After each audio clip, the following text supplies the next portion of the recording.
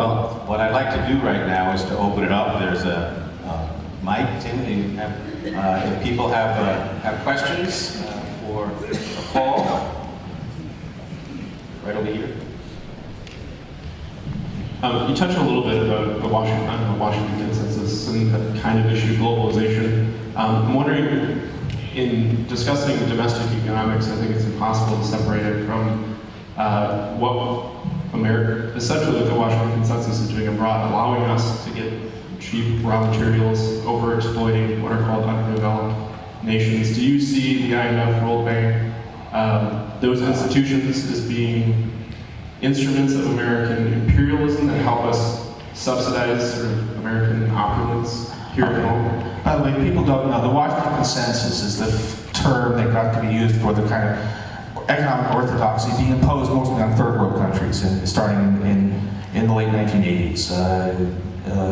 Free up your markets, privatize your industries, undo your protectionism, and has come to grief in a lot of places. I think you're being too. First of all, I don't think when all is said and done that there's a whole lot of subsidization of the U.S. standard of living coming out of all of this. And you're also giving too much credit. I mean, the idea that there is a cabal in Washington that is really planning this thing out. Certainly, in recent years, the idea, when people talk about giving complex financial reasons for the war in Iraq, I always say this: who is it that you think was working this out in the Bush White House?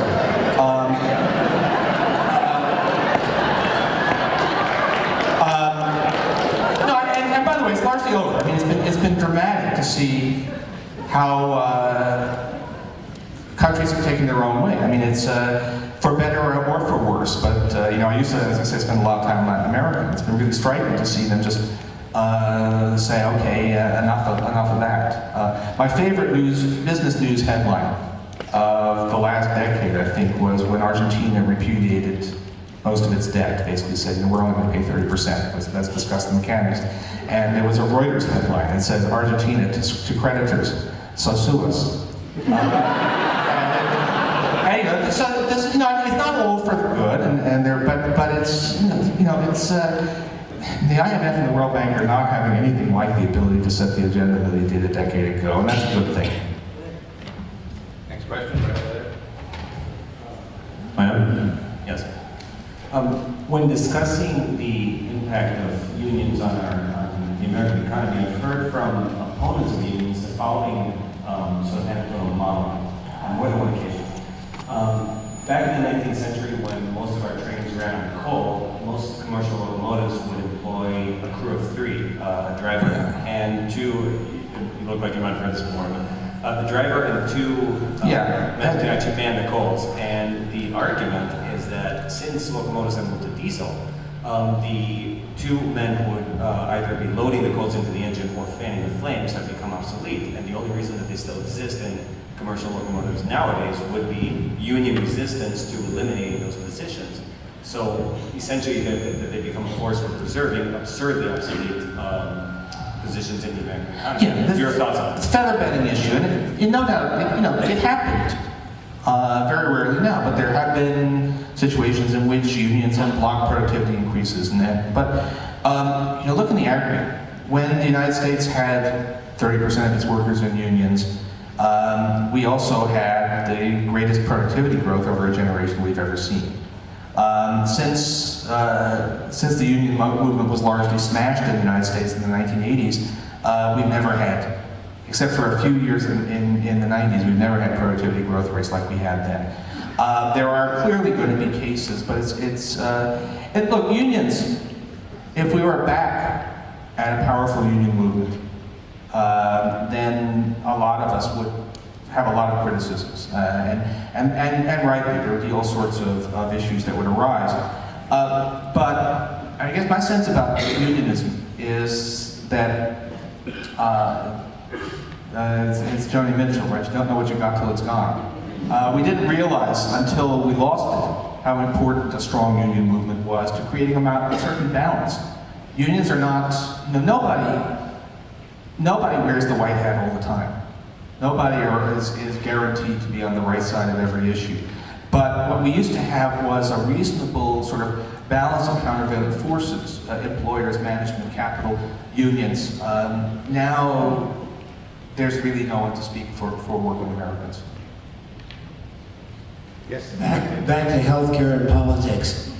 Isn't it a useful political tactic to press for a single payer, hoping then to arrive at an Edwards plan? It's a real question. All right, it's a tactical question. What will work? But you know, I think we're in reach of actually having legislation early in the first term of the next president.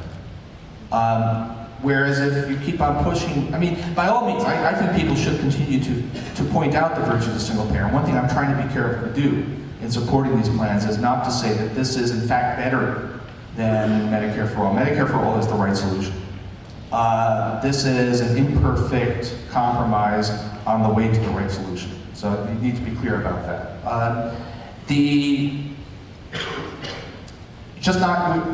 We're just not going to be able to pass Medicare for all in the first term of the next president, and you could get this. But by all means,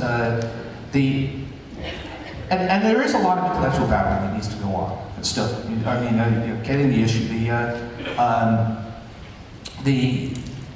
the whole healthcare field is one in which the facts are so stark and so much at odds with the conservative economic orthodoxy. It's an area in which the government is more efficient, less bureaucratic than the private sector, in which the United States is not number one, we're number 42. The whole thing is that you have to constantly fight back the people who want to reinvent it somehow and reconfirm. So by all means, you keep on fighting for it. But the point is, I'm not going to be, the perfect is the enemy of the good. I'm supporting these compromise plans because I think we can get them. If that fails, then I'll go back to say, well, the next charge up that we'll go for single payer. But I think we can get this, and so let's give it the not the old college try, the old working American try.